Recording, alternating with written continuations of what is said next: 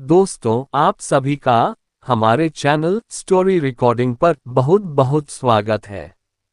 दोस्तों, इस चैनल के द्वारा हम आपको अपराध की घटनाओं की सच्ची व वास्तविक जानकारी देने की कोशिश करते हैं। तो चलिए अब आज की कहानी शुरू करते हैं।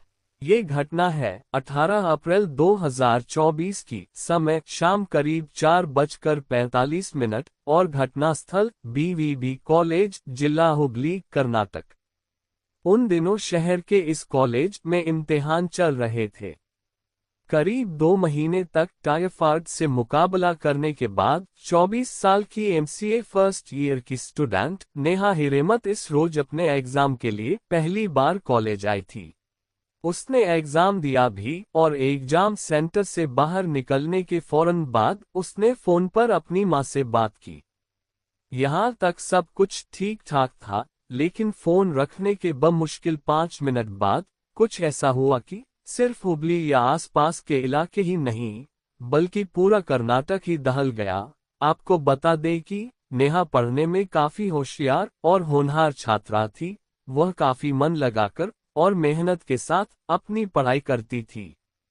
भविष्य में वह आईएएस अधिकारी बनकर अपने परिवार का और देश का नाम रोशन करना चाहती थी, लेकिन एक सिरफिरे आशिक ने एक तरफा प्यार में न सिर्फ नेहा की जिंदगी छीन ली, बल्कि खुद अपने भविष्य पर भी प्रश्न चिन्ह लगा दिया। उस खौफनाक घटना की तस्वीरें कॉलेज में लगे सीसीटीवी कैमरों में कुछ यूं कैद हो गईं। नेहा एग्जाम सेंटर से बाहर निकली थी, तब तक एक लड़का अचानक उसके सामने आ गया। उसने नेहा से कुछ बात करने की कोशिश की, लेकिन नेहा शायद इसके लिए तैयार नहीं थी। वो पीछे हट रही थी। लेकिन इसी असमंजस और इनकार के बीच लड़के ने कुछ ऐसा किया जो कोई सोच भी नहीं सकता था। उसने अचानक अपनी जेब से एक बड़ा सा चाकू निकाला और नेहा पर टूट पड़ा। एक तो 24 साल की दुबली पतली नेहा, ऊपर से अभी अभी टाइफाइड से उबरने की कमजोरी, उसको संभलने का मौका ही नहीं मिला। नेहा जमीन पर गिर पड़ी और हमलावर लड़के ने उसके गले पर चाकू से ताबड़तोड़ वार करना शुरू कर दिया। नेहा खुद को जितना बचाने की कोशिश करती, हमलावर उस पर उतने ही वार करता। उसने नेहा के गले में दोनों तरफ से वार किया और उसे कम से कम 7 से 8 चाकू मारे। लेकिन इससे पहले कि एक स्टूडेंट पर दूसरे स्टूडेंट के इस हमले को देखकर वहां मौजूद बाकी लोग रिएक्ट कर पाते, चंद सेकंड के अंदर ही हमलावर अपने इरादों को अंजाम देकर वहां से भागने लगा। लेकिन कॉलेज में मौजूद बाकी लड़कों ने पीछा कर उसे काबू करने में कामयाबी हासिल कर ली और उसे पुलिस के हवाले कर लिया। हमलावर लड़का कोई और नहीं, बल्कि उसके साथ बीसीए में क्लासमेट रह चुका फैयाज कोंडिकोप्पा था। इस हमले के बाद कॉलेज के स्टूडेंट्स और टीचर्स ने नेहा को किसी तरह अस्पताल पहुंचाया। लेकिन मौका-ए वारदात से करीब 2 किलोमीटर दूर के आईएमएस अस्पताल पहुंचते पहुंचते नेहा की जान जा चुकी थी।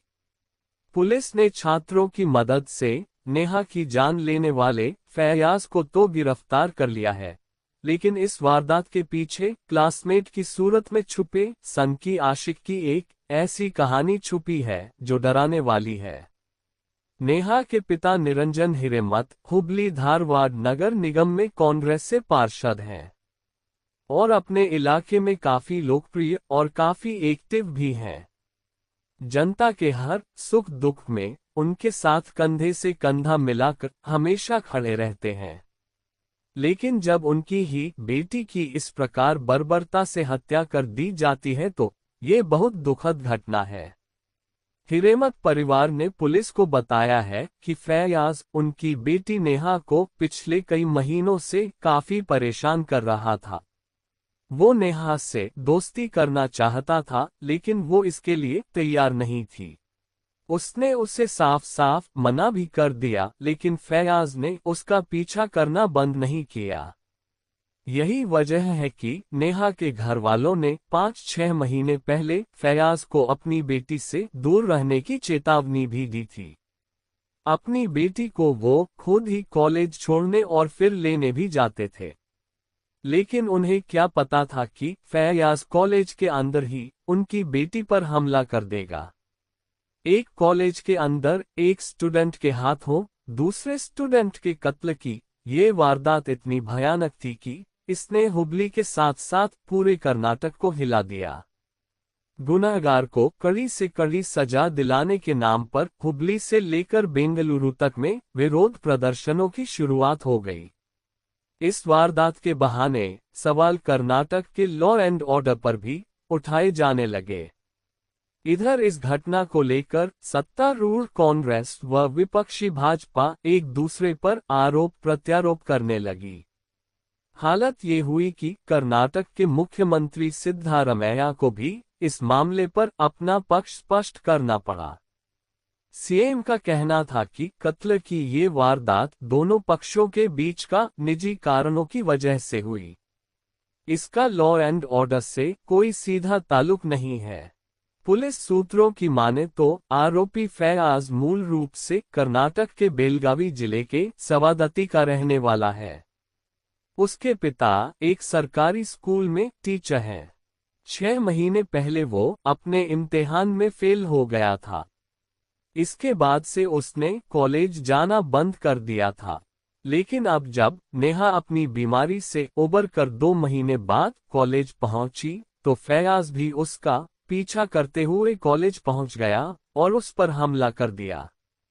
अब तक की जांच में पता चला है कि फैयाज नेहा के लव प्रपोजल से कुछ इतना बौखला गया था कि उसने नेहा पर हमला कर उसकी जान ही ले ली। जाहिर है वो काफी दिनों से तैयारी कर रहा था। कर्नाटक के हुबली जिले के विद्यानगर में हुआ नेहा हिरेमत मर्डर केस सुर्खियों में बना हुआ है। एक तरफ लोग इस केस में गुनहगार फैयाज कोंडिकोप्पा के लिए सख्त से सख्त सजा की मांग कर रहे हैं, तो दूसरी तरफ राजनीति भी जमकर हो रही है। सूबे में सत्तारूढ़ कांग्रेस के खिलाफ विपक्षी पार्टी बीजेपी खूब हमले बोल रही है। वहीं हत्यारोपी फैयाज के पिता ने नेहा के परिजनों से माफी मांगते हुए अपने बेटे के लिए अधिकतम सजा की मांग की है। 23 वर्षीय फैयाज कोंडिकोप्पा के पिता बाबा साहेब सुबानी एक स्कूल टीचर हैं। उन्होंने बताया कि उन्हें इस जघन्य हत्याकांड के बारे में गुरुवार की शाम 6 बजे के आसपास पता चला। वो अपने बेटे की हरकत से पूरी तरह हैरान हैं। इस वारदात के बाद टूट गए हैं। उन्होंने नम आंखों से कहा, उसे फैयाज को ऐसी सजा दी जानी चाहिए कि भविष्य में कोई ऐसा करने की हिम्मत न कर सके। मैं हाथ जोड़कर नेहा के परिवार वालों से माफी मांगता हूं। वो मेरी बेटी जैसी थी। बेटे की इस करतूत ने मेरा सिर शर्म से नीचे झुका दिया है और उसने मेरे मुंह पर कालिक पोत दी है। बाबा साहेब सुबानी ने कहा कि वो और उसकी पत्नी पिछले 6 साल से अलग रह रहे हैं। फैयाज अपनी मां मुमताज के साथ रहता था। उसे जब भी पैसे की जरूरत होती थी उनसे मांग लेता था। उन्होंने आखिरी बार अपने बेटे से करीब 3 महीने पहले बात की थी। उन्होंने ये भी बताया कि करीब 8 महीने पहले नेहा हिरमेत के परिजनों ने उन्हें फोन करके बताया था कि उनका बेटा उनकी बेटी को परेशान कर रहा है। फैयाज और नेहा एक दूसरे से प्यार करते थे और रिलेशनशिप में थे। उन्होंने हाथ जोड़कर रोते हुए कहा, फैयाज ने मुझसे कहा था कि वो उससे शादी करना चाहता है, लेकिन मैंने हाथ जोड़कर इनकार कर दिया था। मैं कर्नाटक के लोगों से मुझे माफ करने का अनुरोध करता हूं। मेरे बेटे ने गलत किया है। उसे देश के कानून द्वारा दंडित किया जाएगा। मैं इसका समर्थन करता हूं। मेरे बेटे ने मुझ पर और मेरे शहर पर कालिक पोत दी है। मुनावल्ली फयाज का गृहनगर के लोग मुझे क्षमा करें। आपने हमें बड़ा किया है, कृपया मुझे क्षमा करें। फैयाज के पिता ने अपने बेटे की हरकत की निंदा करते हुए कहा कि किसी को भी महिलाओं के खिलाफ इस तरह का अत्याचार नहीं करना चाहिए। दूसरी ओर पीड़ित परिवार की मांग है कि आरोपी को फांसी की सजा दी जाए, तभी उनकी बेटी की आत्मा को शांति मिलेगी। नेहा के पिता निरंजन हिरेमत ने कहा कि उनकी बेटी फैयाज के साथ रिश्ते में नहीं थी। उसने उसे प्रपोज किया था, लेकिन जब उसने मना कर दिया तो गुस्से में आकर आरोपी ने उसको चाकू मार दिया।